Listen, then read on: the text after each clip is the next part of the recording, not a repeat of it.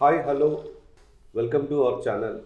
ఒక breaking news సామాజిక మాధ్యమాల్లో తిరుగుతున్నది.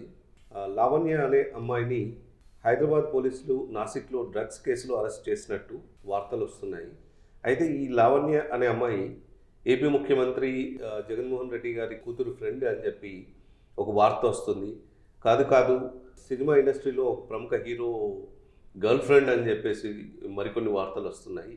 అసలు ఎవరు ఈ లావణ్య అనే అమ్మాయి, ఎందుకు డ్రగ్స్ కేసులో అరెస్ట్ అయింది? పూర్తి వివరాలు మనం శ్రవణ్ కుమార్ గారిని అడిగి తెలుసుకుందాం. శ్రవణ్ కుమార్ గారు, ఈ డ్రగ్స్ కేసులో అరెస్ట్ అయినప్పుడల్లా విషయం అంతా రాజకీయ నాయకుల కూతుర్లు కొడుకుల చుట్టూ లేదా సినిమా ఇండస్ట్రీలో ప్రముఖ హీరోల చుట్టూ తిరుగుతూ ఉంది. ఎందుకు ఇలా జరుగుతోంది? అసలు ఏంటి ఈ డ్రగ్స్ అనే వ్యవహారం? సార్, మీరు అడిగినట్టు డ్రగ్స్ కేసు జరిగినప్పుడల్లా దాంట్లో వచ్చే పేర్లు ఉన్నత వర్గాలకు చెందినటువంటి పిల్లలు లేదా ఉన్నత వర్గాల ఆర్థికంగా బలంగా ఉన్నవాళ్ళు కాబట్టి. సో ఎలాగో ఉన్నత వర్గం డబ్బులు ఉన్నవాళ్ళు అంటే రాజకీయ నాయకుల పిల్లలు లేదా సినిమా తారాల పిల్లలే ఎక్కువగా, వ్యాపారవేత్తల పిల్లలు, పారిశ్రామికవేత్త పిల్లలే ఉంటారు. ఎక్కువ యూత్ తరమే ఉంటుంది. యంగ్స్టర్స్ కాకుండా పెద్దవాళ్ళు 70 ఏళ్ళు 60 ఏళ్ళ వాళ్ళు డ్రగ్స్ వాడుతున్నట్టు వాళ్ళు అరెస్ట్ అయిన దాఖనాలు కూడా చాలా తక్కువ. ఇక్కడే కాదు ఎక్కడ చూసుకున్నా కూడా. ముఖ్యంగా ఈ హైదరాబాదు తెలుగు రాష్ట్రాలలో ఎక్కడ డ్రగ్స్ కేసు అయినా, మనం చుట్టూ ఉన్నటువంటి నైబర్హుడ్లో కూడా ఎక్కడ డ్రగ్స్ కేసు అయినా, లేదా గోవాలో, ముఖ్యంగా ఏంటంటే గోవాలో డ్రగ్స్ కేసు అయినా, వాటి మూలాలు లేదా దాని రూట్స్ అన్నీ కూడా హైదరాబాద్కు ఖచ్చితంగా లింక్ అయితే ఉంటున్నాయి. దురదృష్టవశాత్తు ఈ డ్రగ్స్ కల్చరు 2000 2002 ఆ ప్రాంతం నుంచి చూసుకుంటే, అప్పటి నుంచి ఈ డ్రగ్స్ కల్చర్ తెలుగు పరిశ్రమకు కానీ హైదరాబాదు తెలుగు రాష్ట్రాలలో కనిపించడం ప్రారంభమైంది. ఎక్కువగా అంతకు మొదలేదని కాదు, కానీ ఇది కొంచెం వ్యవస్థీకృతమైనట్టుగా కనిపిస్తుంది. ఇకపోతే గతంలో కూడా, గత ప్రభుత్వం పీరియడ్లో కూడా చాలా డ్రగ్స్ సీరియస్గా తీసుకోవడం జరిగింది. ఇప్పుడు రేవంత్ రెడ్డి గారు తీసుకున్నారు. ఇప్పుడు రేవంత్ రెడ్డి ఒక్కరేం తీసుకోలేదు, గత కాల పాలనలో కూడా దాన్ని సీరియస్గా తీసుకొని దాని రూట్ లెవెల్లో వెళ్ళి అసలు ఎవరెవరికి సంబంధాలు ఉన్నాయో చూస్తే ఎక్కువ శాతం తెలుగు సినిమా ఇండస్ట్రీ వాళ్ళకే ఉన్నాయి. ఆ తర్వాత పారిశ్రామికతలు ఉన్నాయి. ఆ తర్వాత రాజకీయ నాయకుల పిల్లల పేర్లు కూడా తరచూ వినిపిస్తూనే ఉన్నాయి.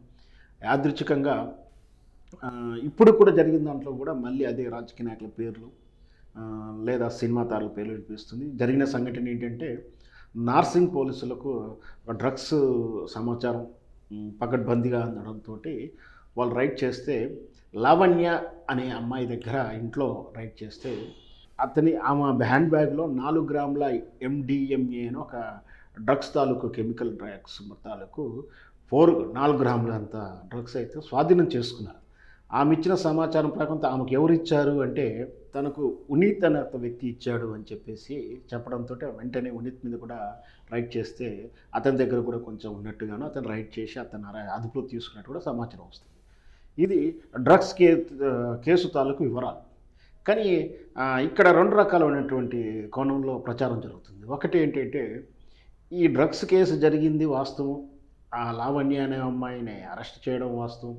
అయితే దీన్ని సోషల్ మీడియాలో తమకు అనుకూలంగా రకరకాలుగా మలుచుకోవడంలో ఈ సోషల్ మీడియా ట్రోలర్ అనొచ్చు, లేదా పని పాట లేని పార్టీ కార్యకర్తలు దాన్ని పోలరైజ్ చేసుకుంటూ ఇప్పుడు అనూహ్యంగా ఈ లావణ్యారెడ్డి అనే అమ్మాయి జగన్మోహన్ కూతురైన వర్షారెడ్డికి రూమ్మేటు ఫారెన్లోనే.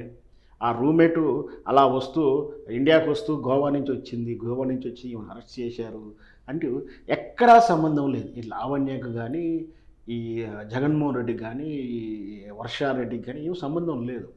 కేవలం ప్రాపగండం చేయడం కొరకే ఈ విధంగా తప్పుడు కథను క్రియేట్ చేసి వైరల్ చేస్తున్నారని భావించవచ్చు. నిజంగా అలాంటి సంబంధాలు ఉంటే విచారణ అధికారులు చెప్పాలి కదా. ఏవి లేకుండా ఇలాంటి వార్తలు క్రియేట్ చేయడం అంటే ఫేక్ వార్తగానే చూడొచ్చు. వాస్తవానికి అయితే ఇప్పుడు ఉన్న సమాచారం వరకు అయితే ఫేక్ వార్తగా ఉంది, అది ఖచ్చితంగా ఫేక్ అవుతుంది. ఇకపోతే ఈ లావణ్య ఈ మన తెలుగు ఇండస్ట్రీకి చెందినటువంటి ఒక ప్రముఖ హీరోకు గర్ల్ ఫ్రెండ్ అని చెప్తున్నారు.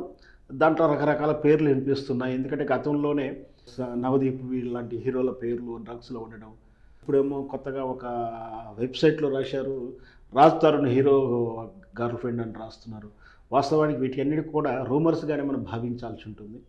ఇకపోతే ఈమె ఒక మ్యూజిక్ టీచర్ అని మాత్రం తెలుస్తుంది. మరి ఈమెకు ఎందుకు డ్రగ్స్ సప్లై చేస్తుందా లేదా ఈమె కన్జ్యూమ్ చేస్తుందా అనే విషయాన్ని బట్టి కేసు తీవ్రత ఉంటుంది. శ్రవణ్ కుమార్ గారు, ఇట్లాంటి డ్రగ్స్ కేసు రిపీట్ అవ్వకుండా ఉండాలి అని అంటే ప్రభుత్వ పరంగా ఎలాంటి చర్యలు తీసుకోవాల్సి ఉంటుంది అంటారు? వాస్తవానికి డ్రగ్స్ ఇది కేసు చాలా కఠినమైన చట్టాలు సెక్షన్స్ ఉన్నాయి, కానీ అమలులో కొన్ని వ్యత్యాసాలు లేదా కొంచెం ఇబ్బందికరమైన పరిస్థితులు ఉన్నాయి. వాటిని కూడా అధిగమిస్తూ కొత్త సవరణ చట్టాలు తీసుకొస్తే కానీ దీనికి కొంచెం వాళ్ళకు భయం పెరిగేలా ఉంటుంది. ఎందుకంటే ఇప్పుడు ఉదాహరణకి లావణ్య ఉంది. లావణ్య తన దగ్గర 4 గ్రాముల డ్రగ్స్ దొరికింది. ఈమె విక్టిమ్గా చూసినప్పుడు కేసు తీవ్రత తక్కువగా ఉంటుంది. అంటే ఆమె కన్జ్యూమ్ చేస్తే ఆమె వాడడంలో తప్పు లేదని కాదు, శిక్ష చాలా తక్కువగా ఉంటుంది. ఆమె వాడితే ఈమె బాధితురాలు, పాపం డ్రగ్స్కి ఏదో అడిక్ట్ అయిపోయింది అని బాధితురాలుగా చూస్తుంది. కానీ ఈ బాధితురాలు చూడొద్దు, ఈమె కూడా నేరస్తురాలుగా చూడాలి. ఈమెని కాదు, ఇక్కడ ఎవరైతే కన్జ్యూమ్ చేస్తున్నారో ఈ కన్జ్యూమర్ని విక్టిమ్గా చూసే సిస్టమ్ నుంచి నేరస్తుడిగా చూసే సెక్షన్స్ కఠినంగా రావాలి. ఎందుకంటే ఎప్పుడైతే ఈ డ్రగ్స్ని తను తీసుకొని ఇతరులకు బదిలీ చేసినప్పుడు, డబ్బులకు కానీ ఫ్రెండ్లీగా కానీ ట్రాన్స్పోర్ట్ చేసినప్పుడు వీళ్ళు నేరస్తులుగా ఉంది. కానీ తాను వాడుతున్నప్పుడు, కన్జ్యూమ్ చేస్తున్నప్పుడు నేరస్తులుగా చూడకుండా బాధితులుగా చూసేటువంటి సెక్షన్ల తీరు ఉంది. సో వీళ్ళు వాడినా లేదు, తన దగ్గర పెట్టుకున్నా లేదు, తను ఇతరులకు డబ్బులకు కానీ ఫ్రీగా కానీ ఏది ఇచ్చినా కూడా నేరమే. అన్నిటికీ సమానమైన సెక్షన్లు, కఠినమైనటువంటి శిక్షలు ఉంటాయని తరహా వస్తే ఇంకొంచెం భయం పెరుగుతుందేమోనని ఆలోచన. ఎందుకంటే ఇప్పుడు వీళ్ళు కేసులో అరెస్ట్ అయిన తర్వాత నేను కన్జ్యూమర్ని అని చెప్పి డిఫెన్స్ చేస్తున్నారు. నేను అనుకోకుండా పరిస్థితుల ప్రభావాలనో ఏదో స్ట్రెస్ ప్రభావాలనో నాకు తెలియకుండానో నేను చేసుకున్నాను, నేను విక్టిమ్ అయిపోయాను, నన్ను కన్సిడర్ చేయండి అంటూ వీళ్ళు ప్లీడ్ చేసుకుంటున్నారు. ఈ విధానాన్ని వదిలేసి అసలు కన్జ్యూమ్ చేసినా కూడా పెద్ద నేరము అని చెప్పేసి పెద్ద చట్టాలు వస్తే తప్పించి ఇట్లాంటి వ్యవస్థీకృతమైన డ్రగ్స్ మాఫియా నుంచి బయటపడలేము మనం. ధన్యవాదాలు శ్రవణ్ కుమార్.